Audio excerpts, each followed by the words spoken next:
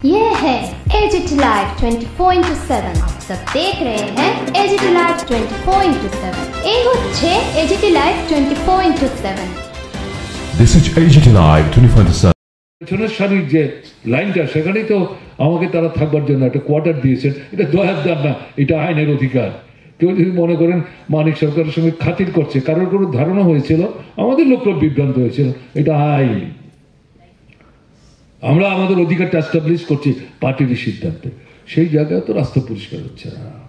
আমি কথাগুলো বলছি যে বাস্তব জীবনের চাক্ষুষ অভিজ্ঞতা থেকে। তাহলে এই যে আমি অন্য জায়গায় নাইবে গেলাম, এখন মানুষ বুঝতে পারছেন, আরে মার্ক্সবাদী কমিউনিস্ট পার্টি, বামফ্রন্ট, তফসিলি দেশ সমন্বয় সমিতি, অন্যান্য গণসংগঠন, তারা তো এগুলি বলেছিল, আমরা বিশ্বাস করিনি তাদের। এখন তো দেখছি ঠিকই আমরা ঠকে গেলাম। সুযোগগুলো একটার পর একটা আমাদের হাতছাড়া হয়ে যাচ্ছে। এদের তো প্রতিশ্রুতি একটা তারা বাস্তবিত করছে না। কথা বলার জায়গা নেই, শুনবার লোক নেই, বলতে চাইলে আক্রান্ত হচ্ছি। বাড়ি ছাড়া হচ্ছে, গ্রাম ছাড়া হচ্ছে, রাজ্য ছাড়া হচ্ছে। কি ব্যাপার? এবং তারপরে তারা কি দেখছেন যে অর্জিত অধিকারগুলো খর্ব করছে। এগুলো প্রতিহত করবার জন্য, প্রতিরোধ করবার জন্য আক্রান্ত, বিধ্বস্ত ফ্যাসিস্ট আক্রমণের মুখোমুখি দাঁড়িয়ে মার্ক্সবাদী কমিউনিস্ট পার্টি লড়াইয়ের ময়দানে লাল ঝান্ডা কাঁধে নিয়ে লড়ছে। এবং এই আন্দোলনকে দাবিয়ে রাখবার জন্য এই যে সরকারটা ফ্যাসিস্ট সুলভ দৃষ্টিভঙ্গি নিয়ে চলছে, নানা কায়দায় আক্রমণ সংগঠিত করছে। শুধু অফিস পুরাচ্ছে, গাড়ি পুরাচ্ছে, ঘটনা তারা খুনি তো শুরু করেছিল। প্রায় 27 থেকে 28 জন কমরেডকে খুন করে ফেললো। তারপরে যখন বুঝতে পারলো যে এইভাবে খুন করলে এটার সংখ্যা যখন রাজ্যের বাইরে যাবে তাহলে অসুবিধায় পড়ে যাবে, কৌশল পরিবর্তন করলো। প্রাণটা সংহার না করে, আধামারা করে, পিটিয়ে বাড়ির উঠানে রাস্তায় ফেলে দিয়ে চলে যেত। এটাই বোধহয় নির্দেশ তাদের। প্রাণটা সংহার করবি না, কিন্তু একেবারে ল্যাসারেটেড করে দাও, হাত পা সমস্ত কিছু অকর্মণ্য করে দাও। এই জায়গায় চলে যাচ্ছে। বেঁচে থাকবার জন্যে মিনস অফ লাইভলিহুড যেটা, সেই যে জায়গায় কেউ মাছের চাষ করেন, বলছিলেন আপনাদের দাবি শুনেতে আছে, কেউ পশুপালন করেন, কেউ ফলের চাষ করেন, কেউ ধানের চাষ করেন, কেউ তরিতরকারির চাষ করেন, হাঁস মুরগির পালন করেন, ছোট্ট একটা দোকান আছে, পান বিড়ি বিক্রি করেন, রিক্সা চালান, অটো রিক্সা চালান, টমটম চালান, অথবা একটা ছোট গাড়ি চালান। বাস গাড়ি তো উঠেই গেছে, সরকারই চলে দিয়েছে এই বিজেপি সরকার আসার পর। এগুলোর উপর আক্রমণ করছে। এখনো সিপিএম, এখনো বামফ্রন্ট।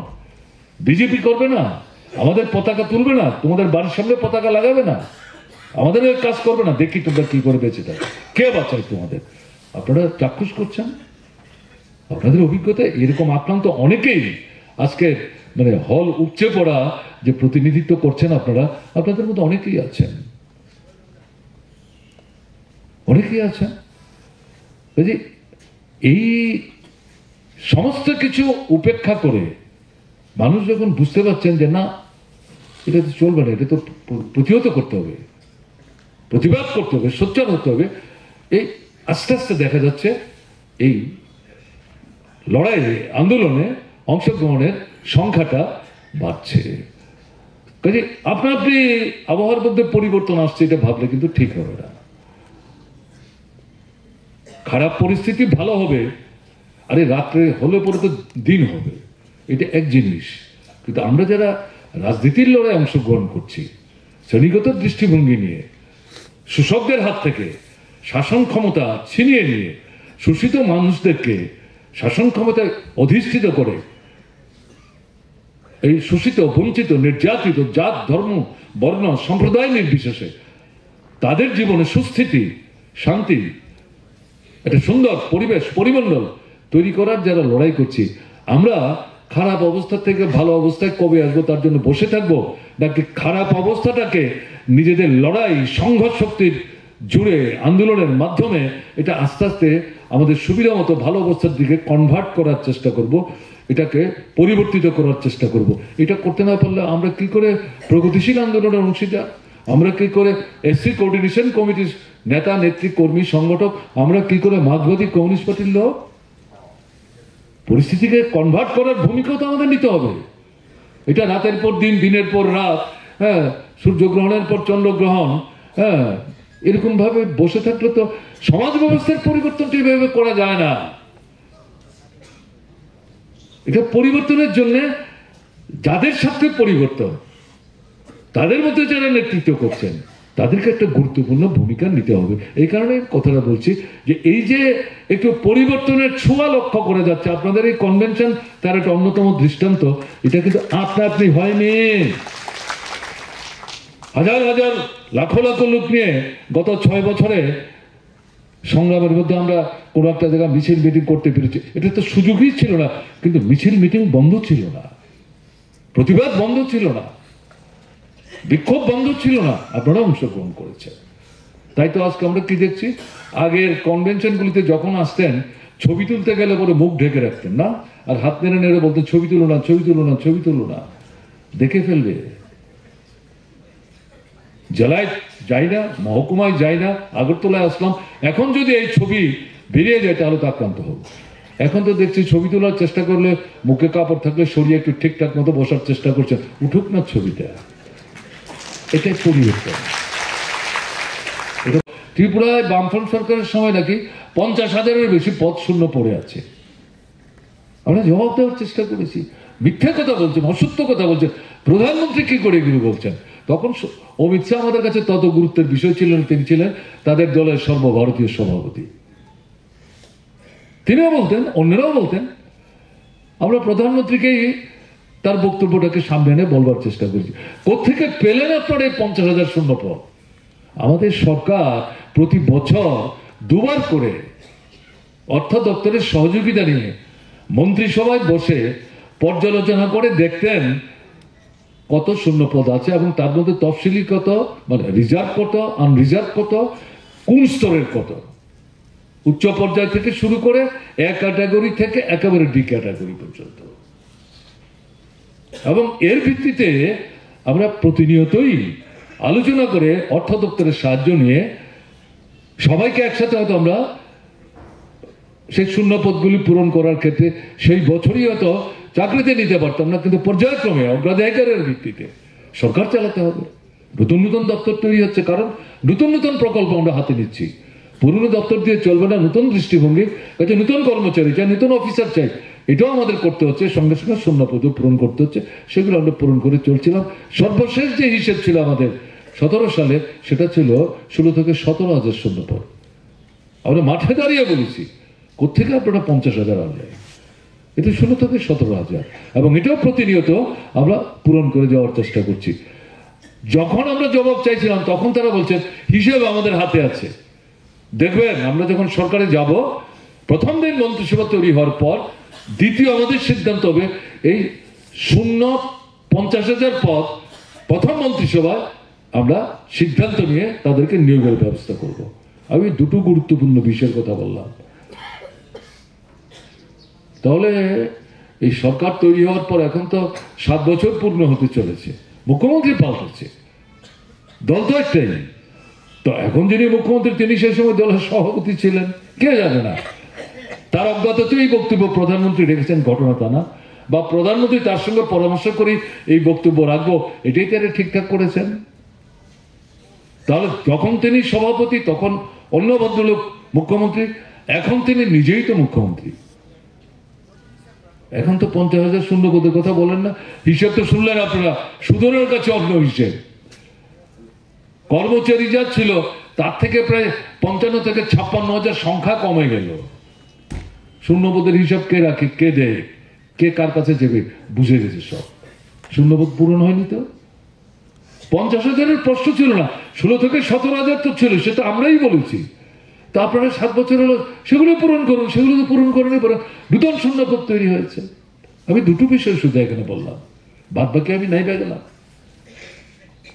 সারা দেশে 200 দিনের রেগার কাজ নাই। ত্রিপুরা এসে বলে দিলেন প্রধানমন্ত্রী 200 দিনের রেগার কাজ হবে। আরে অদ্ভুত কথা, ত্রিপুরা কি ভারতবর্ষের বাইরে নাকি? এটা দিন তারপরে বলছে 340 টাকা মজুরি হবে। কেরালা, হরিয়ানা ছাড়া, কর্ণাটক ছাড়া 300 টাকার উপর কোনো রাজ্যেই আপনার এই রেগার মজুরি ছিল না। 340 টাকা তখনও হয়নি। আমরা বলছি একটা রাজ্য দেখাতে পারেন ভারতবর্ষের কোন রাজ্যে 340 টাকা রেগার মজুরি পায়? এই যে 3টা রাজ্যের নাম আমি উল্লেখ করলাম, তাদের মজুরি দেশের অন্যান্য রাজ্যের চাইতে একটু বেশি, এবং তার মধ্যে আপনার ইয়েও আছে, তামিলনাড়ু আছে। কি করে বলছেন 340 টাকা মজুরি হবে? লড়াই করছি আমরা, দাবি করছি আমরা যে আপনারা জিনিসপত্রের দরদাম বৃদ্ধির সঙ্গে ভিত্তি করে যেভাবে হিসাব করছেন এক এক রাজ্যের এক এক রকম মজুরি, তা আমাদের রাজ্যে তো এছাড়া অন্য কোনো কাজই নেই। এদের মজুরি এত কম হলে পরে এরা চলবে কি করে? আমাদের কথা গুরুত্বই দিতেন না। ভারতবর্ষে একবার বছরে একবার দুবার করে রাজ্যের মন্ত্রীদের নিয়ে মিটিং টিটিং হতো। সেই মিটিংয়ে যখন প্রধানমন্ত্রী মুখ্যমন্ত্রী ছিলেন ডক্টর মনমোহন সিং এর সময়ে, যখন এই ধরনের মিটিং হতো, তখন তিনি কিন্তু রাজ্যের দাবি উপস্থিত করতে গিয়ে আমরা যে যে বিষয়গুলি তুলতাম, তিনিও আমাদের চাইতে আরো বেশি মানে গলা চড়িয়ে এগুলি বলতেন। প্রধানমন্ত্রী হওয়ার পর মুখ্যমন্ত্রীদের নিয়ে মিটিং ডাকাও প্রায় বন্ধ করে আনলেন, প্ল্যানিং কমিশন তুলে দিলেন, তার পছন্দের একটা বাহিনীকে নিয়ে একটা অন্য ধরনের সংগঠন তৈরি করলেন। একেবারে না পারতে মাঝে বছর অন্তত একবার মিটিং ডাকতেন। সেই মিটিংয়ে যখন এই বিষয়গুলো আমরা তুলতাম, চোখ কান চোখ করে বন্ধ করে রাখতেন, কোনো জবাব দেওয়ার চেষ্টা করতেন না। এখন ত্রিপুরার রেগার মজুরি কত? 240 না 42 টাকা। কতদিনের কাজ হয়? আমি দেখলাম সুদন বললেন 40 থেকে 45। কোথেকে পেলেন সুদন 40 থেকে 45? এতে বিলুনিয়া হতে পারে। সারা ত্রিপুরায় কত? 30 থেকে 32। এবং তারপর কি? তারপর হচ্ছে মজুরি পেতে 3 মাস চলে যাচ্ছে। আর ব্যাংক থেকে যখন মজুরি তুলতে যাচ্ছে, তখন মন্ডলের লোকরা থাবা বিস্তার করার চেষ্টা করছে। তারা যখন বলছে আরে কি কারণ, আপনি আপনার মজুরি নেবেন, আমি আমার মজুরি তুলছি, ও চোখ রাখাচ্ছেন, এরপর কিন্তু তালিকায় আপনার নাম থাকবে না কাজের জায়গায়, কি করবেন? বলছে না এগুলো আমার তৈরি করা কথা। বাস্তব জীবনের অভিজ্ঞতা কি? এটাই তো বাস্তব জীবনের অভিজ্ঞতা। কোথায় 200 দিন? 100 দিনেরই তো গ্যারান্টি নেই। রেগা তো তুলে দিচ্ছে, বুঝতে পারছেন আপনারা? আমরা যে শহরের মধ্যে যে প্রকল্পটা চালু করেছিলাম রেগার আদলে, সারা ভারতবর্ষে করার দাবি করেছি, করছে না। কিন্তু আমাদের সীমাবদ্ধ ক্ষমতা নিয়ে ত্রিপুরায় বামফ্রন্ট সরকার নগরে নগরে আমরা এই টুইপের প্রোগ্রাম চালু করেছিলাম। 100 দিন আমরা বলতে পারিনি, সাহস নেই, আমাদের টাকা নাই, কেন্দ্র সাহায্য করবে না। সেই জায়গায় আমরা 75 দিন করার ঘোষণা দিয়েছিলাম, সর্বোচ্চ 60 থেকে 64 দিন আমরা দিয়েছি। অভিজ্ঞতা কি? ভোটের ফল থেকে কি বেরোলো? মানুষ তো বড় অংশ আমাদের কথা গ্রহণ করেনি, তাহলে তার 51 ভাগ ভোট কি করে পেলেন? এটা ঠিক, কংগ্রেস দলের 40 ভাগের বেশি ভোট তৎকালীন সময়ে বিজেপির বাক্সে গেছে। আপনারা জানেন, এগুলো বহুল আলোচিত। কংগ্রেস যেখানে 42 ভাগ ভোট পেয়েছিল তার আগের বিধানসভা নির্বাচনে, 18 নির্বাচনে সেটা 2.5 ভাগের নিচে চলে এসছে। বিজেপি পেয়েছিল 5 ভাগের নিচে ভোট, এটা 51 ভাগে চলে গেছে। এটা তো ম্যাজিক না, ভোট তো আকাশ থেকে পড়েনি, মাটি পুরো উঠেনি। বামপন্থী ফ্রন্টের সমর্থক যারা ভোট দিয়েছিলেন 18 আগের বিধানসভা নির্বাচনে, সেটা 53 থেকে 54 ভাগ, এটা কমে 47-48 ভাগে চলে এসেছিল। তাহলে এখান থেকেও 5 থেকে 7 ভাগ ভোট কিন্তু বিজেপির বাক্সে গেছে। কাজে বিভ্রান্তি যেভাবে তারা ছড়িয়েছিল মোহগ্রস্ত হয়ে, তাদের যে প্রতারণার ফাঁদ, তাতে তারা কিন্তু পা গলিয়ে দিয়েছিলেন। আমরা নিজেদের মধ্যে আলোচনা করে বলেছি একটু অপেক্ষা করতে হবে, ধৈর্য ধরতে হবে। আমাদের কি বক্তব্য ছিল? ঠিক আছে, ভোট হয়েছে, আপনারা আপনাদের বক্তব্য রেখেছেন, আমরা আমাদের বক্তব্য রেখেছি। মানুষ তার অভিজ্ঞতার নিরিখে মনে করেছে আপনাদেরকে একবার সরকারে বসিয়ে সরকার পরিচালনার দায়িত্ব দিয়ে তাদের জীবনের বাকি যে সমস্যাগুলো, এগুলো সমাধান করার ক্ষেত্রে আপনারা কি ভূমিকা নেন। আমরা পরাস্ত হওয়ার পর পরাজয়কে স্বীকার করে নিয়ে আমরা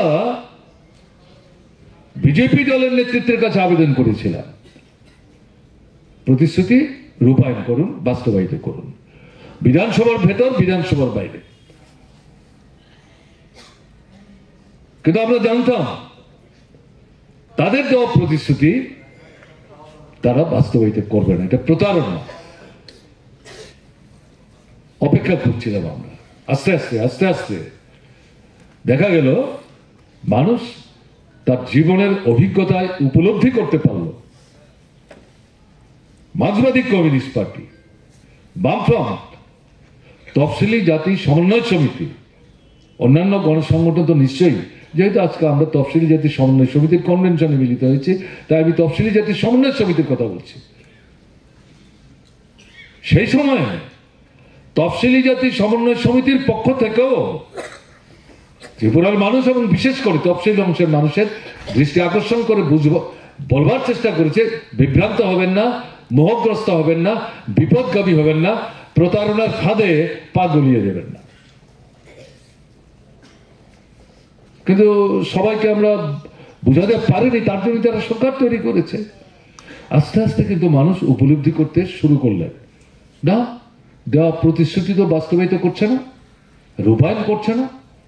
ঠিক আছে, একটা সরকার এসছে, তারাই তো প্রতিশ্রুতি দিয়েছিল।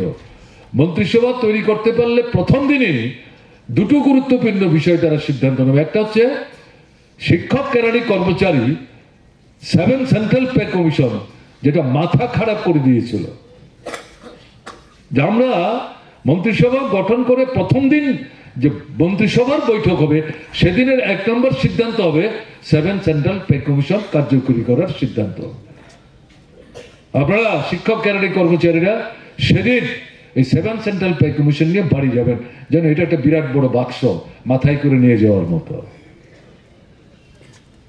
এবং এই অংশটাই সবচেয়ে বেশি লালসার ফাঁদে পা গলিয়ে নিজেরা বিভ্রান্ত হয়েছেন, স্ত্রী, পুত্র, কন্যা, সহোদর তাদেরকে বিভ্রান্ত করেছেন, অন্যান্য মধ্যবিত্ত অংশের মানুষকে বিভ্রান্ত করেছেন। এবং এটা হচ্ছে ভোটের 7 থেকে 10 দিন আগে, তখন থেকে শুরু হচ্ছে।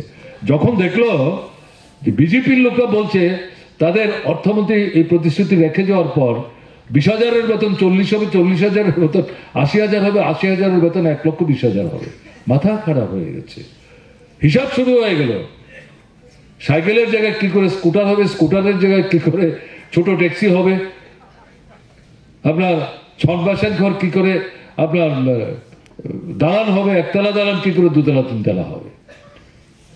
এরাই তাদের ছেলে মেয়ে, স্ত্রী, পুত্র, কন্যাকে বুঝাবার চেষ্টা করেছেন। অনেক হয়েছে, মিছিলে গেছো ডিআইএফ করতে, তফসিলি সমন্বয় করতে, নারী সমিতি করতে, ছাত্র করতে, অল রাইট, এখন আর যাবে না, বিরোধিতা করার দরকার নাই।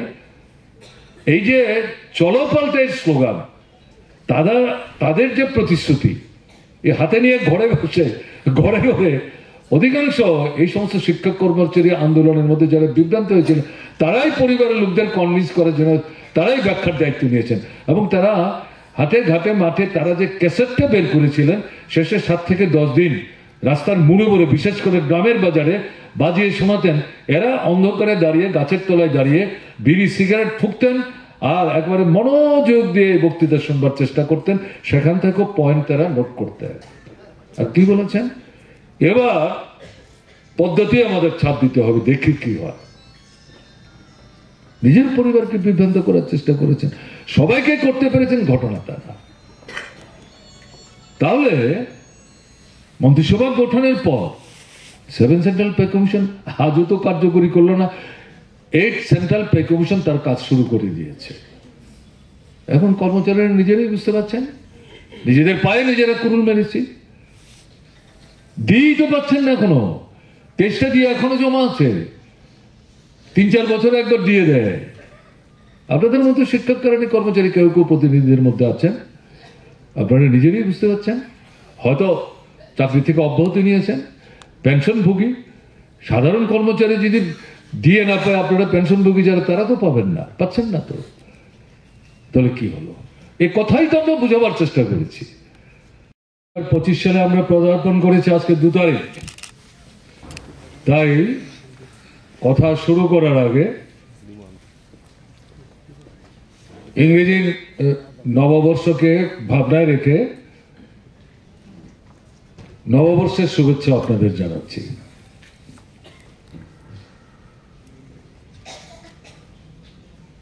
খুব বিস্তৃত পরিসরে আমি কথা বলতে চাইছি না, আপনারা ফিরে যাবেন। আবহাওয়াটা যে খুব একটা সহায়ক মনে হচ্ছে না, কিন্তু রাজনৈতিক পরিস্থিতির মধ্যে পরিবর্তনের ছোঁয়া লেগেছে। তার প্রতিফলন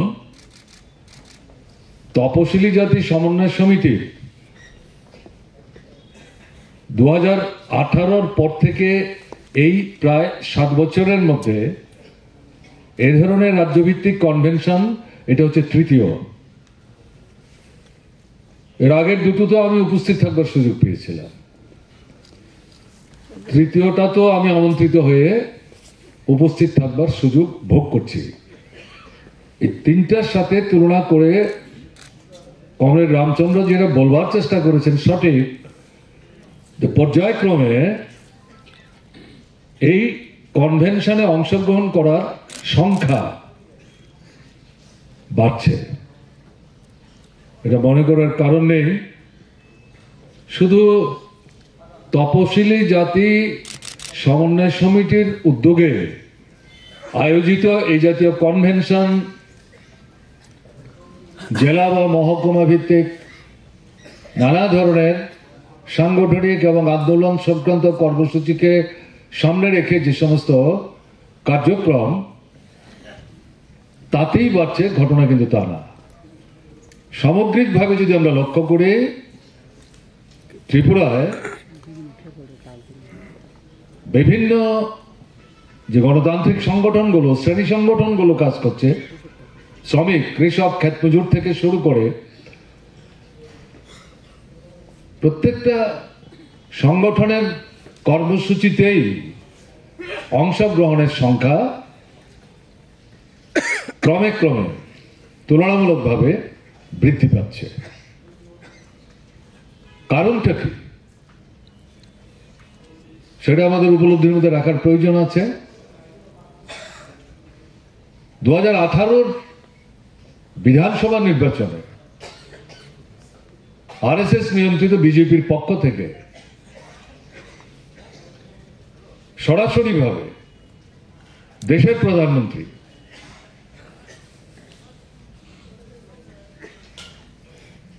তার নেতৃত্বে ত্রিপুরার নির্বাচক মন্ডলীকে মোহগ্রস্ত করে বিভ্রান্ত করার লক্ষ্যে একটা প্রতিশ্রুতির ডালি নিয়ে উপস্থিত হয়েছিলেন। 293টা বিষয় অন্তর্ভুক্ত করে তাদের নির্বাচনে যে ইশতেহার, তার থেকে বাছাই করে গোটা 200 বিষয় আলাদা করে নিয়ে এই নির্বাচনী ইশতেহারের প্রথম পৃষ্ঠায় তারা ছাপিয়েছিলেন। আমার ধারণা যারাই এই ইশতেহার দেখবার চেষ্টা করেছেন তৎকালীন সময়ে 293টা বিষয়ের ভেতরে তারা যাওয়ার সবাই চেষ্টা করেছেন, ঘটনা বোধহয় তার ছিল না। তো মূলত প্রথম পৃষ্ঠায় এই 293-এর যে মানে সারমর্ম, মূল আকর্ষণ সৃষ্টি করার জন্য যে বিষয়, প্রত্যেকটা বিষয়ের সঙ্গে অর্থনৈতিক স্বার্থ যুক্ত এবং মুন্সিয়ানের সাথে বিষয়গুলি বাছাই করা হয়েছিল। শিক্ষক, কেরানি, কর্মচারী থেকে শুরু করে একেবারে গ্রামাঞ্চলে গরিব, নিম্নবিত্ত, পেছনবর অংশের মানুষ, উপজাতি, তফসিলি নির্বিশেষে। এই প্রথম পৃষ্ঠাটা পড়েই সেখানে সাধারণ মানুষ যাতে আকৃষ্ট হতে পারে, তাদেরকে যেভাবে তারা বিপদগামী করার চেষ্টা করছে, বামপন্থী ফ্রন্ট সরকার থেকে একটু দূরে টেনে নিয়ে যাওয়ার চেষ্টা করছে, এটা সাফল্য আনা সম্ভব হবে এটা ভেবেই আমি যে কারণে শব্দটা ব্যবহার করলাম, মুন্সিয়ানের সাথে এই প্রথম পৃষ্ঠার 7-10টা বিষয় তারা বাছাই করে উপস্থিত করেছিলেন। আমার এখনো মনে আছে এই নির্বাচনী ইশতেহারটি 2018 নির্বাচনের মুখে ত্রিপুরার জনগণের সামনে উপস্থিত করবার জন্য বিজেপির নেতৃত্বাধীন তৎকালীন সরকারের যিনি অর্থমন্ত্রী ছিলেন তিনি অসুস্থ ছিলেন, শারীরিকভাবে চলাফেরা করবার অবস্থায় তিনি ছিলেন না। কেন্দ্রীয় সরকারের অর্থমন্ত্রীকে অসুস্থতা সত্ত্বেও উড়িয়ে নিয়েছিলেন আগরতলায় একদিন আগে, এবং তারপর প্রেস ক্লাবে বসে সেই ভদ্রলোক এই নির্বাচনী ইশতেহার উপস্থিত করে যেটা বলবার চেষ্টা করেছেন তার নিজের পরিচয় দিয়ে, আমি কেন্দ্রীয় সরকারের অর্থমন্ত্রী হিসাবে কিন্তু এই নির্বাচনী ইশতেহারে দেওয়া প্রতিশ্রুতিগুলি বাস্তবায়িত করবার নৈতিক দায়িত্ব গ্রহণ করছি এবং সেই দায়িত্ব নিয়েই আপনাদের সামনে এগুলি উপস্থিত করছি। আমার স্মরণ শক্তিতে এখনো আছে, সেদিন আমি সোনামুড়া থেকে মিটিং করে ফিরছিলাম, নির্বাচনী মিটিং। সোনামুড়া থেকে ফেরার পথে বিশালগড়ের নির্বাচনী সভা হবে, সেটা বিশালগড় সোনামুড়ার একটা প্রান্তিক গ্রামের একটা বড় মাঠে। সোনামুড়া থেকে যখন আমি গাড়িতে উঠলাম তখন আমার সঙ্গে যে সাংবাদিক বন্ধুটি ছিলেন তিনি তখন আমাকে বলছিলেন যে তারা তো আজকে তাদের নির্বাচন ইশতেহার প্রকাশ করেছে এবং যিনি করেছেন তার কথা পরিষ্কার বললেন। আমি তাকে জিজ্ঞেস করলাম কি কি বিষয় বলেছে, তিনি তখন বলছেন তো অনেক বিষয়, কিন্তু প্রধান এই বিষয়গুলো বলার চেষ্টা করেছে। আমার সেই সাংবাদিক বন্ধুটি রাহুল সিনহা, আমার যেটা স্মরণে আছে, তিনি এগুলো সংগ্রহ করে আমাকে গাড়িতেই এগুলো দেখাবার চেষ্টা করছিলেন। আমি পড়ছিলাম, পড়ে আমার যেটা মনে হচ্ছে এটা তো একটা চরম প্রতারণায় ত্রিপুরার মানুষকে মানে আবদ্ধ করার একটা দুষ্ট চক্রান্ত নিয়ে বিভ্রান্তির সৃষ্টির একটা দলিল।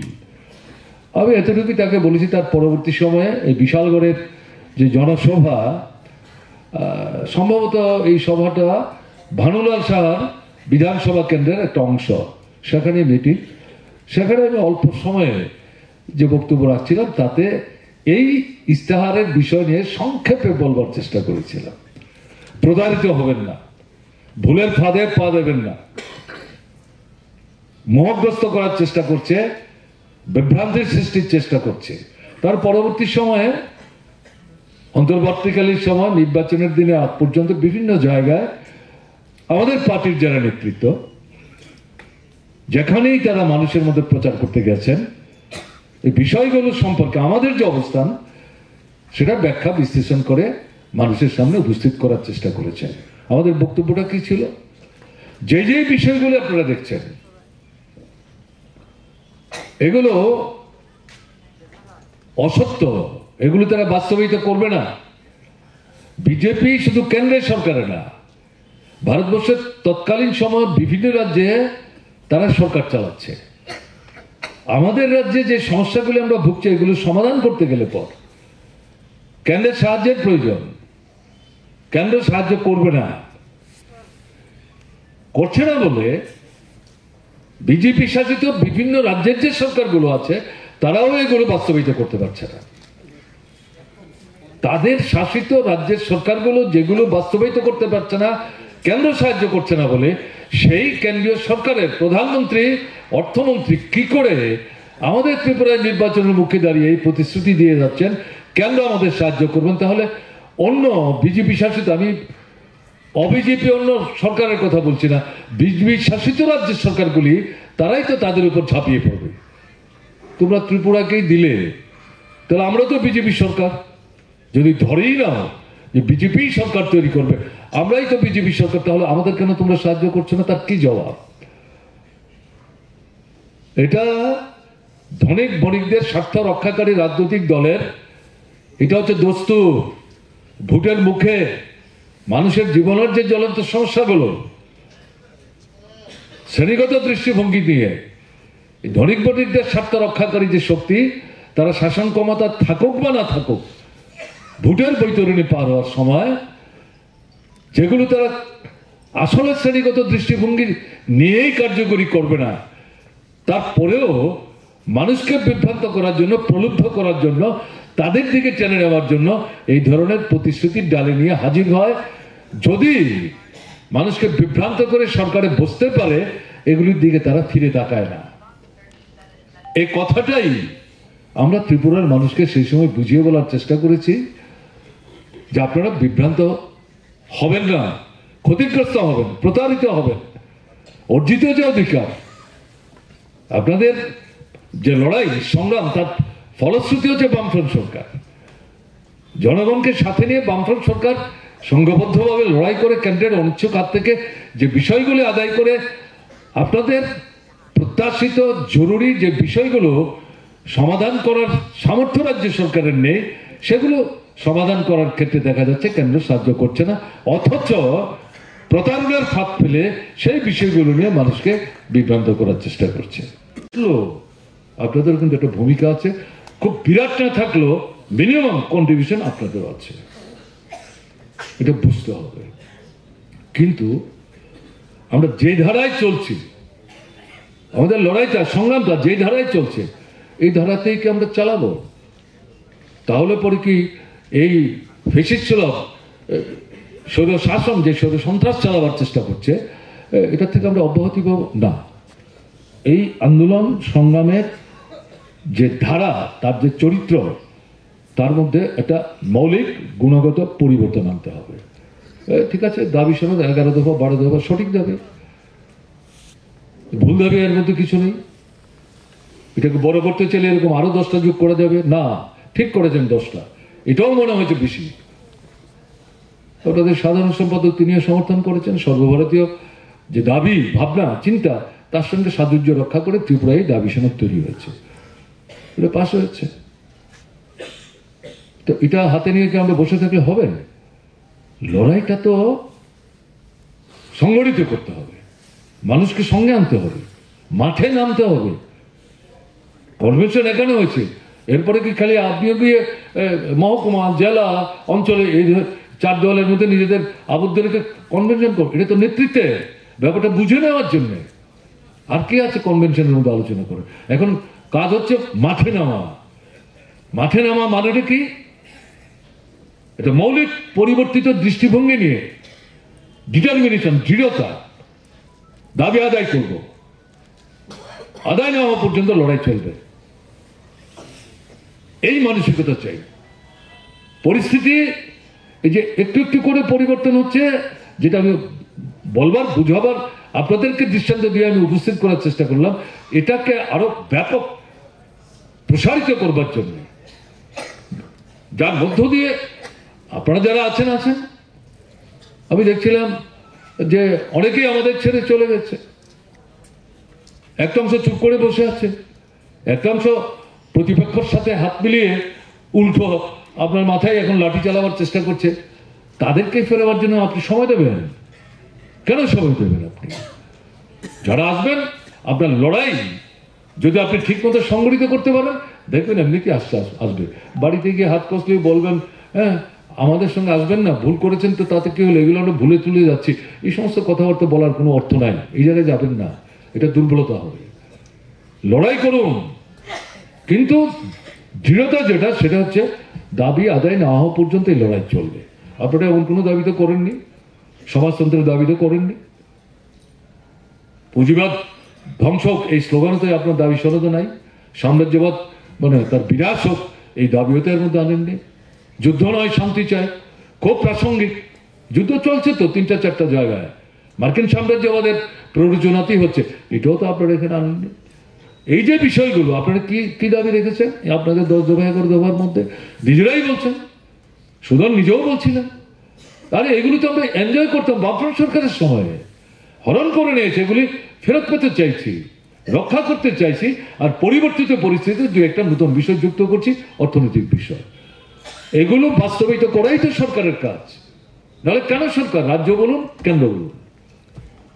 তাহলে এমন কিছু অস্বাভাবিক বিষয়, অবাস্তব বিষয় আপনার দাবি শুনতে নেই তো। আমি দেখলাম আপনাদের যে 4টা সংগঠনের নেতারা কথা বললেন, অল্প সময় কথা বলেছেন, যদিও নিজেদের সংগঠনের অঙ্গ সংগঠনের সাংগঠনিক কর্মসূচি নিয়েও কথা বলেছেন, কিন্তু কেউ তো বলেননি এই দাবিগুলি ঠিক না। এটা তো একটা অতিরঞ্জন হচ্ছে, অবাস্তব হচ্ছে। এই দাবি করলে মানুষ আমাদের সঙ্গে আসবে কিনা কেউ বলেননি তো। আপনাদেরই তো নেতারা বক্তৃতা করেছে। কাজে এদিক থেকে প্রশ্নটা যেটা দাঁড়াচ্ছে, এই যে দাবিগুলো, এগুলোকে ভিত্তি করে লড়াইটা উপরে সিদ্ধান্ত হয়েছে, কিন্তু শুরু করুন নিচের থেকে। আপনার গ্রাম, আপনার অঞ্চল দিয়ে আরম্ভ করুন। আমাদের কিন্তু আরেকটা দস্তুর হয়ে গেছে, দিল্লির সার্কুলার, অল ইন্ডিয়া কমিটির নির্দেশ, এর বাইরে আমরা খুব বেশি কিছু করার চিন্তা করি না। নিদেন পক্ষে রাজ্য কেন্দ্র, এটা উল্টোতে হবে। এখন আপনার রাজ্য কেন্দ্র আপনার হাতে স্লোগান দিয়েছে, দাবি উপস্থিত করেছে। এখন আপনারা মহকুমায় গিয়ে বসুন, মহকুমার যে অঞ্চল, ব্লক ধরে ধরে চিহ্নিত করে শুরু করুন। এবং এই যে 10 দফা, 12 দফা, 14 দফা, সবগুলোতে আপনার সমর্থন আছে। আপনার এলাকায় এই 10, 12, 14 দফার মধ্যে কোন 3টা, কোন 4টা সবচেয়ে বেশি জ্বলন্ত, যেগুলো ধরে টান দিলে পরে আপনার এলাকার সাধারণ মানুষ বলবে এটা তফসিলি জাতির সমন্বয়ের তো বিচ্ছিন্ন দাবি নয়, তো আমাদেরও দাবি।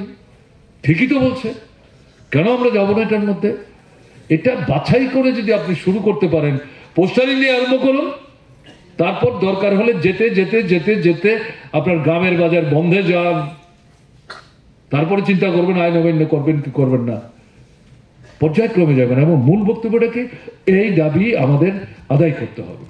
যতক্ষণ এই সরকার আমাদের দাবি বাস্তবায়িত করবে না, ততক্ষণ লড়াই চলবে।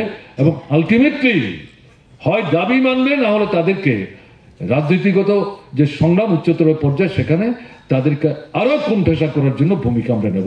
একটা বিশ্বাসের ভিত্তিতে তৈরি হয়েছে। 23-এর নির্বাচনে 39টা যে ভোট তারা পেয়েছে, এ কি আসল ভোট? আপনারা বিশ্বাস করেন? তার তো 10 থেকে 15% ভোট হচ্ছে জালিয়াতির ভোট। কে জানে না? আপনারা এখানে যারা আছে, আমার তো বিশ্বাস প্রায় 2/3 আপনারা ভোট দিতে পারেন নিজেদের এলাকায়।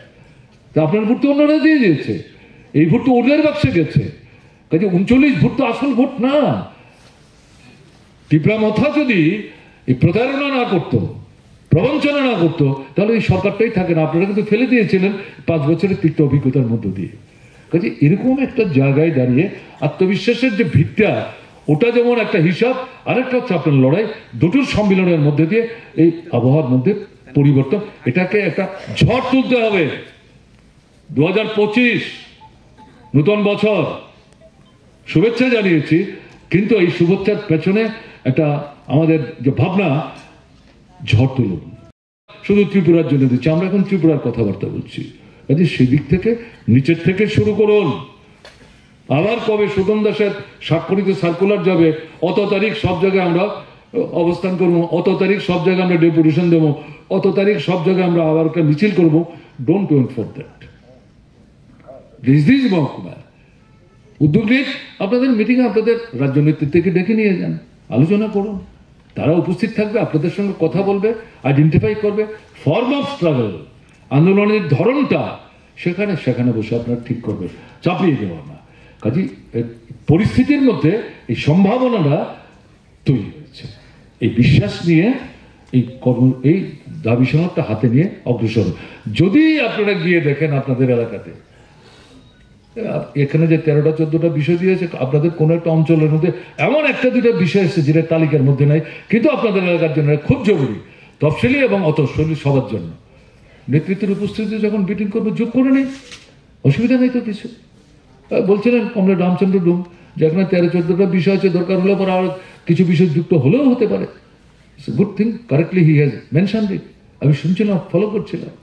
কাজে এই জায়গায় এই দৃষ্টিভঙ্গি নিয়ে না গেলে পরে শুধু কনভেনশন করলে কিন্তু হবে না, উৎসাহবন্ধক কনভেনশন। কাজে এই কারণে আপনাদেরকে এই বিষয়টা বলার চেষ্টা করছি। এখানে আরো 2-3টা বিষয় আমি এখানে বলবো। সেটা কি, আমাদের সেলফ হেল্প গ্রুপ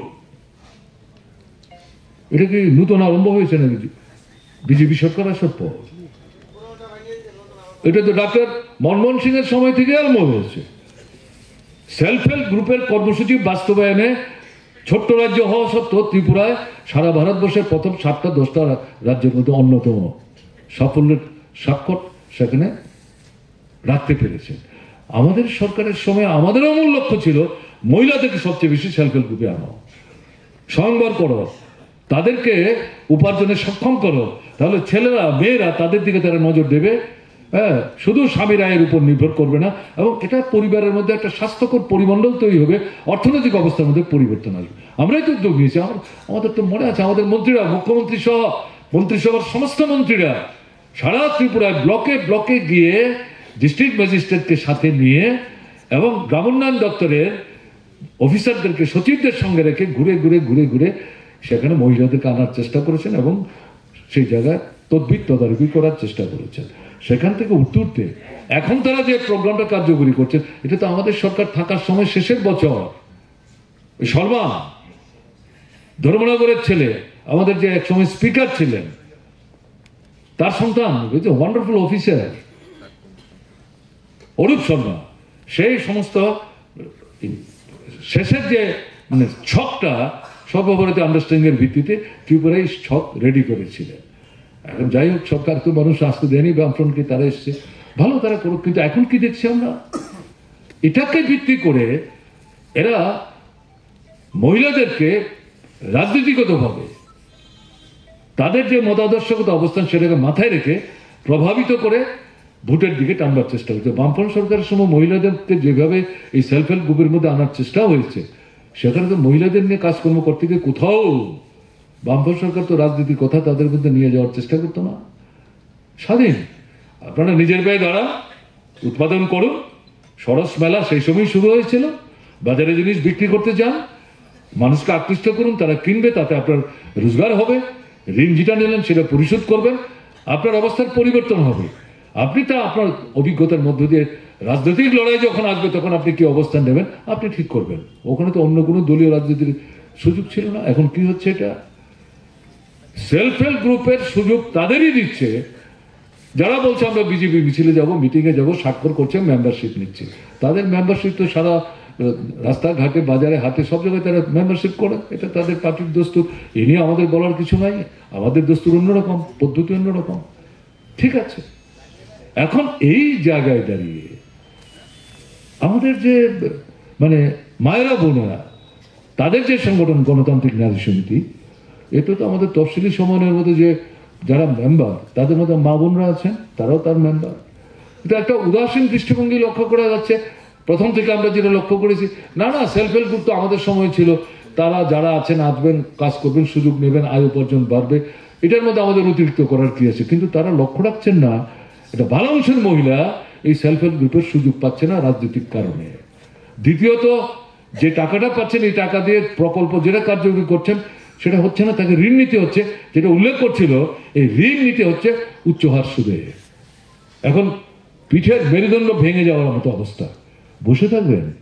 পলিটিক্যালি তাদেরকে এক্সপেক্ট করছে, এবং ভোট, মহিলাদের ভোট তারা যাই পেয়েছেন, যে 20 ভাগ বা 25 ভাগ, তার মধ্যে একটা উল্লেখযোগ্য সংখ্যা ভোট কিন্তু মহিলাদের ভোট। প্রধানমন্ত্রী নিজেই স্বীকার করেছেন গত লোকসভার নির্বাচনে, বিশেষ করে মহারাষ্ট্রের নির্বাচনে, বিধানসভার পর মেয়েরা বেশি ভোট দিয়েছে এই সেলফ হেল্প গ্রুপ। তো আমরা যদি বসে থাকি, তারা তো বিভ্রান্তি করবে, যাবেন না তাদের মধ্যে। তফসিলি সমন্বয় ঠিক আছে, তফসিলি সমন্বয়ের অন্তর্ভুক্ত আমাদের যে মায়েরা বোনেরা, নারী সমিতির সঙ্গে যারা যুক্ত আছেন, যদি নাও থাকেন তফসিলি সমন্বয় করছেন, নারী সমিতির নেতা কর্মীদের সাথে নিজেদের যুক্ত করে ঢুকুন ওখানে। কেন বাকি মহিলাদের তোমরা সেলফ হেল্প গ্রুপের প্রজেক্ট দিচ্ছ না? কেন ঋণ পেতে স্বল্পহার সুদে ব্যাংক থেকে যাতে তারা পায় তার জন্য তোমরা ব্যবস্থা করছো না? বামফ্রন্ট সরকার তো কেন এটা লিঙ্ক আপ করছি? স্বৈরতান্ত্রিক একদলীয় শাসন কায়েম করতে গেলে পরে শুধু ইলেকশন কমিশন বগল দাবা করলে চলবে না। এই যে কিছু কিছু গণতান্ত্রিক পরিমণ্ডল বজায় রাখার যে প্রচেষ্টা, এটাকেও তারা রাখতে চাইছে না। ত্রিপুরায় তার নিদর্শন, সিসি ক্যামেরা চলেছে সব জায়গায়, ওয়েবকাস্টিং মেশিন চলেছে সব জায়গায়। ভোট তো দিতে পারেননি, হচ্ছে কিনা জানবার চেষ্টা করো, কিন্তু দেখতে পারেননি। এরকম পরিস্থিতি আস্তে আস্তে আস্তে আস্তে অন্য জায়গায় নিয়ে যাওয়ার যে তারা চেষ্টা করবে না, এটা মনে করার কারণ নেই। কাজে এই জায়গায় এই বিষয়গুলি সম্পর্কে কিন্তু আমাদের পাশাপাশি সতর্ক থাকতে হবে, মানুষের চেতনার মধ্যে এগুলো নিয়ে যেতে হবে। কিন্তু এই যে জরুরি জ্বলন্ত তফসিলি অংশের মানুষ হিসাবে যে বিষয়গুলো এখানে চিহ্নিত হলো, এগুলো কিন্তু খাটো করে দেখলে চলবে না, এটাকে প্রায়োরিটি দেব। তার সঙ্গে সাযুজ্য রক্ষা করে এই যে বিষয় আম্বেদকর নিয়ে আজকে আলোচনা, একটা বিরাট সময় এখানে কেটেছে, কেমন না? এই সংবিধানে কিন্তু আমরা সন্তুষ্ট না। আম্বেদকর তৈরি করে দিয়ে গেল, এই সংবিধান যাইভাবে তৈরি হয়েছে তার সব বিষয়ের সঙ্গে যে আমরা একমত, এতেই আমরা সন্তুষ্ট, এটা কিন্তু ঘটনা না। কারণ স্বাধীনতার সংগ্রামে তো লক্ষ্য ছিল অন্যরকম, শ্রেণীহীন, শোষণমুক্ত, সুন্দর, স্বাস্থ্যকর একটা ব্যবস্থা হবে।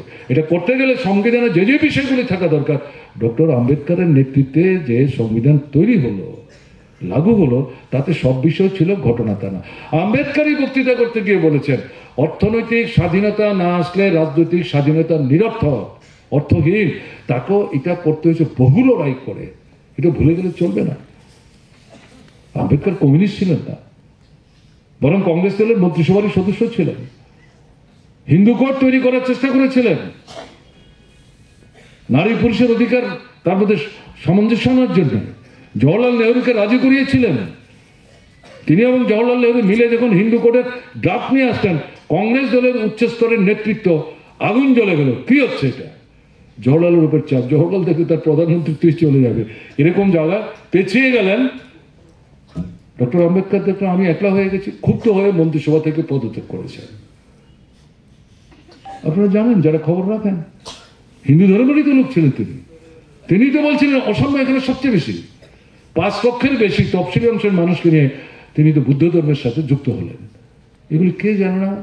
তারপরেও তিনি কিন্তু হিন্দু ধর্মের বিরুদ্ধে বিশুদ্ধার করেছেন, ঘটনা তা না, তার অন্যায়, ব্যভিচার, অসামঞ্জস্য, এগুলো নিয়ে তিনি মতাদর্শের লড়াই সংগঠিত করার চেষ্টা করেছেন। কাজে এই জায়গায় দাঁড়িয়ে যা আছে এটাকেই ভেঙে চলে তছনছ করে দেওয়ার চেষ্টা করছে। আমরা বলছি এটাকে রক্ষা করো, অন্তত এটাকে রক্ষা করো।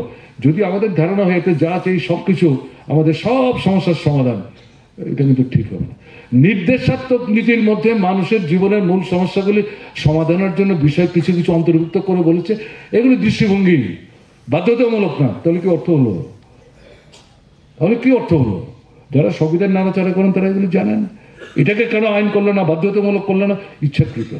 এখানে যে লড়াই করেননি ডক্টর বাবা সাহেব আম্বেদকর, মনে করার কোনো কারণ নেই। সবটা তো তার ইচ্ছা মতো করা সম্ভব ছিল না, যদিও তিনি চেয়ারম্যান ছিলেন।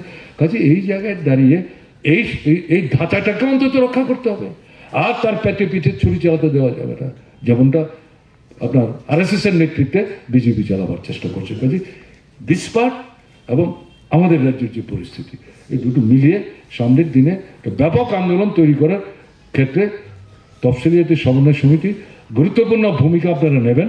আজকে আপনাদের উপস্থিতি এবং কনভেনশনে শেষ অবধি আপনাদের বড় অংশ যেভাবে আন্তরিকতা নিয়ে এই আলোচনা শুনছেন, শোনা মানে অংশগ্রহণ করা, ইনভলভ হওয়া, এটা আমাদেরকে অন্তত আমি তো অনুপ্রাণিত বোধ করছি। তাই আরেকবার আপনাদেরকে অভিনন্দন জানিয়ে, উদ্যোক্তাদেরকে এই কনভেনশনটার আয়োজন করার জন্য ধন্যবাদ জানিয়ে, এবং সামনের দিনে এটা বড় ধরনের লড়াইয়ের একটা মানে ক্ষেত্র তৈরি করে সাধারণ মানুষ, শুধু তফসিলি না অন্য অংশের মানুষদেরকেও বৃহত্তর গণ আন্দোলনের ময়দানে টেনে আনবার ক্ষেত্রে আপনারা গুরুত্বপূর্ণ ভূমিকা নেবেন, এই বিশ্বাস ব্যক্ত করে আপনাদেরকে অভিনন্দন জানিয়ে আমি আমার কথা বলা শেষ করছি। ভালো থাকবেন। দ্বিতীয় আমরা কি জিনিস লক্ষ্য করছি, সেটা হচ্ছে ধর্মীয় অনুষ্ঠান, ধর্ম যার যার,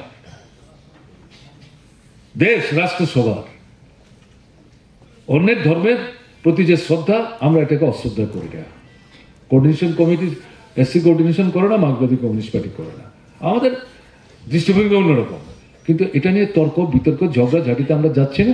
পার্টির ভেতরে আমরা আমাদের মতো করে কথাবার্তা বলে আলোচনা করি। কোনো জায়গায় পূজা পার্বণকে ভিত্তি করে, কি হিন্দু ধর্মের হোক, কি মুসলমান হোক, কি খ্রিস্টান হোক, কি বুদ্ধিস্ট হোক, আমাদের রাজ্যের অভিজ্ঞতা হচ্ছে এটা একটা সামাজিক উৎসবের মতো। সবাই একে অপরের সাহায্য নিয়ে এই অনুষ্ঠানটা তারা কার্যকরী বাস্তবিত করার চেষ্টা করেন। দলমত নির্বিশেষে সবাই তাতে অংশগ্রহণ করেন। দারুণ একটা পরিমণ্ডল ত্রিপুরায় তৈরি হয়ে আসছিল। কিন্তু এই সরকারটা আসার পর এখন কি দেখা যাচ্ছে, এই উৎসবগুলিকে দলীয়করণ করা হচ্ছে। তারা ছাড়া, তাদের লোক ছাড়া অন্যদের তার মধ্যে তারা ঢুকতেই দিচ্ছে না, কাছে ঘেঁষতেই দিচ্ছে না, বসা তো দূরের কথা। আর আমাদের লোকরাও, এমনকি আপনার তফসিলি সমন্বয়ের নেতা সংগঠক কর্মী যারা তাদের এলাকায় একসময় বছরের পর বছর এই জাতীয় অনুষ্ঠানগুলিতে গুরুত্বপূর্ণ ভূমিকা নিয়েছেন সংগঠিত করার ক্ষেত্রে, যখন এরা চাইছে না, তারাও আস্তে আস্তে নিজেরা দূরে সরে যাচ্ছে। কি হবে এগুলিতে গেলে পরে? শুধু শুধু আক্রান্ত হবে, দরকার নাই ঝামেলায়। ঝামেলা যদি দরকার নাই থাকে তাহলে তো হয়ে গেল, সমস্যা বাড়তি থেকে পাহাড়টা পর্বত হবে, আপনি কি করে থেকে মুক্তি পাবেন? এই ঝামেলা তো ভেদ করতে হবে আপনাকে। তাই এই জায়গায় যেটা বলতে চাইছি, এটা দাবি সনদের বিষয় না। এই দাবি সনদটাকে কার্যকরী করতে গেলে তো লোক লাগবে, মানুষ লাগবে। এই মানুষকে যে বিভ্রান্ত করছে নানা কায়দায়, আমি মহিলাদের কথা বললাম, এখানে বলছি এই ধর্মীয় অনুষ্ঠান সবচেয়ে বেশি তারা ব্যবহার করার চেষ্টা করছে। 200 মিটার পরপরই আপনার কীর্তনের অনুষ্ঠান হচ্ছে। আপত্তি করার কোনো দরকার নেই, আমরাই তো যারা কীর্তনীয়, আমাদের সরকার থাকার সময় তারা এসেছিলেন বিশ্রামগঞ্জ আর চট্টগ্রাম থেকে। আমরা একটা সংগঠন করতে চাই, আপনার কাছে পরামর্শ চাই। আমরা খুব করুন, ভালো করুন, ভালো ভালো মৃদঙ্গম কিনবেন, কাশি ঘণ্টা কিনবেন, আর সুরটা একটু উন্নত করে গাইবেন। আপনারা যখন গাইবেন তখন যেন কান্নার সুর না বেরিয়ে আসে, আনন্দের সুর যেন বেরোয়। আমি হাসতে হাসতেই বলছিলাম, বলে না না না ঠিক আছে ঠিক আছে, আমাদের কিছু সাহায্য করবেন। আমি বললাম ঠিক আছে, আপনারা সংগঠন করুন না, তারপর যদি আপনাদের খুন করতাম এগুলি দরকার হয় আমাদের কাছে বললে পরে আমরা দেখি আমাদের যে কৃষ্টি সংস্কৃতি দপ্তর আছে তার মধ্যে কিভাবে সাহায্য করতে পারে। আমরা শুরুও করেছিলাম, কিন্তু এর মধ্যে কোনো রাজনৈতিক সংকীর্ণতা ছিল না। প্রকৃত অর্থে এই যে কীর্তন ইত্যাদি করে একটা ভালো সংখ্যা। এই সময়টা, বছরের এই সময়টার জন্য তারা অপেক্ষা করেন। বিশেষ করে ফসল কাটা হবে, ঘরে যাবে ধান টান, একটু ঠান্ডা, বৃষ্টিবাদল কম, সারা ত্রিপুরায় ঘুরে ঘুরে তারা করেন। আগে এই সময় যুক্ত হতো যাত্রা, এখন যাত্রা কমে গেছে। আমি আমার নিজের ছোটবেলার অভিজ্ঞতার কথা বলছি। কিন্তু এখন এই ইয়ে তো হচ্ছে, উৎসব তো হচ্ছে। আপনারা যদি এতে ঠেলে রাখছে, দূরে রাখছে, কাছে ঘেঁষতে দিচ্ছে না, কতদিন আপনি এটাকে মেনে নেবেন? কেন যাচ্ছেন না? তফসিলি সমন্বয় কমিটির নেতৃত্ব, সংগঠক, মেম্বার, আপনার এলাকায় পূজা হচ্ছে, ঈদ হচ্ছে, যীশু খ্রিস্টের জন্মদিন হচ্ছে, গৌতম বুদ্ধের জন্মদিন হচ্ছে, হ্যাঁ, পূর্ণচাঁদের দিন উৎসব হচ্ছে, বা এর সাথে আরো অন্যান্য অনুষ্ঠান। অংশগ্রহণ করুন, সামাজিক অনুষ্ঠান। শুধু ব্লাড ডোনেশন বছর একবার করলে তো হবে না। সবাই আমরা করতে পারছি এমন ঘটনা তা না, একটু একটু বাড়ছে। ইয়েস, এটা করুন, রক্তদান করুন, চক্ষুদান করুন, অঙ্গদান করুন, সেটা করুন, ঠিক আছে। পারলে একটা লাইব্রেরি করুন। লাইব্রেরি শুধু খুলে রাখলাম, নিজেও গেলাম না, কেউ আসলো কিনা খবর রাখলাম না, এই লাইব্রেরির কোনো অর্থ নেই।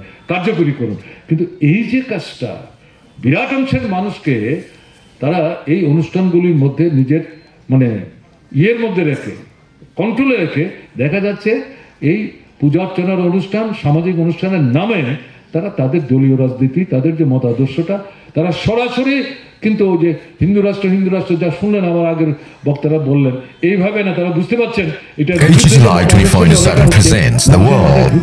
এই জায়গায় না গিয়ে অন্য কায়দায় সেখানে আমরা আমাদের কথা নিয়ে যাব। তারা কিন্তু এই অনুষ্ঠানগুলিতে অর্গানাইজিং কমিটিতে ঢুকে এগুলোকে তারা আস্তে আস্তে আস্তে আস্তে ব্যবহার করছে তাদের রাজনৈতিক স্বার্থ চরিতার্থ করার জন্য। তাহলে আমরা কি করবো?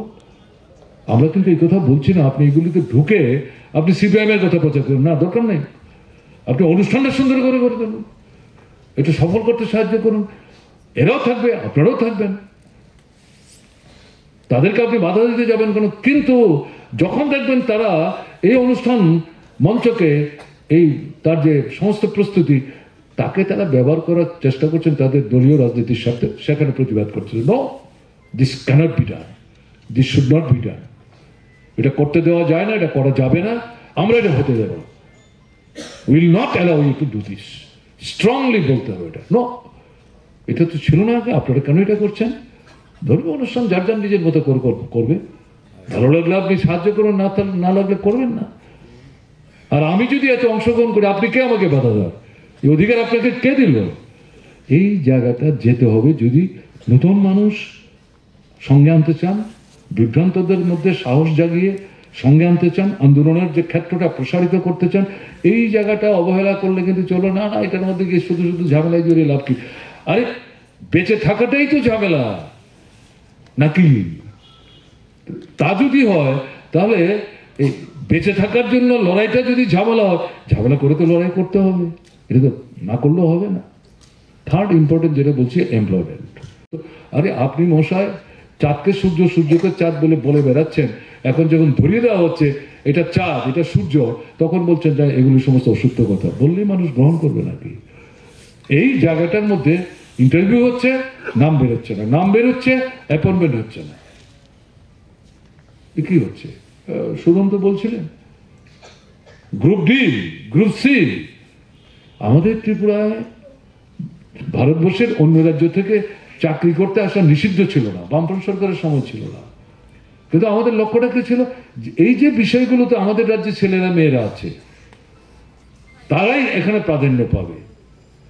এর মধ্যে যদি 2জন 4জন বাড়ি থেকে আসে, আপত্তি আমরা কেন করবো? কিন্তু মূলত উপরতলায় ডাক্তার, ইঞ্জিনিয়ার, আইএএস, আইপিএস আমাদের এখানে লোক কম। মেডিকেল কলেজটা আমরা সেদিন তৈরি করলাম, কেমন না? তা এই জায়গায় এত বাইরে থেকে আসবে, না হলে সরকারটা চলবে কি করে, প্রশাসন চলবে কি করে, উন্নয়নের কাজ হবে কি করে? কিন্তু আমরা যদি বলি না আমাদের দরজা জানালা সব বন্ধ, যা আছে সব আমরাই করবো, এটা কি করে সম্ভব? কাজে আমাদের তো সংকীর্ণ দৃষ্টিভঙ্গি ছিল না। কিন্তু এখন যেটা দেখা যাচ্ছে এটা উদারতা না, এটা ত্রিপুরার ছেলে মেয়েদেরকে বঞ্চিত করা হচ্ছে।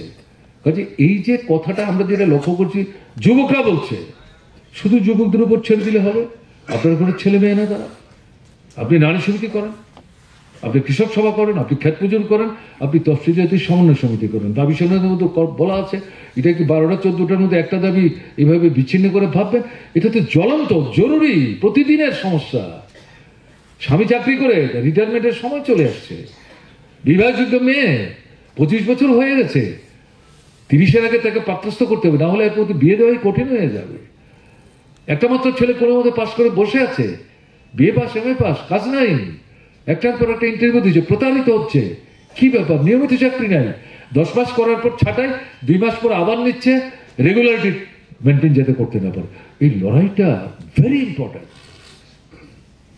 Very important. কাজে এই ইস্যুতে শুধু যুবকদের হাতে ছেড়ে দিলে চলবে না, আপনাদের অংশগ্রহণ করতে হবে। তার জন্য আমি বিশেষ করে এই 3টা বিষয় আইডেন্টিফাই করে আমার মনে হয়েছে আপনাদের সামনে এই বিষয়টা উপস্থিত করা দরকার।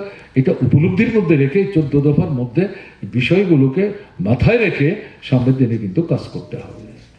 দেশের মধ্যে অবস্থাটা কি?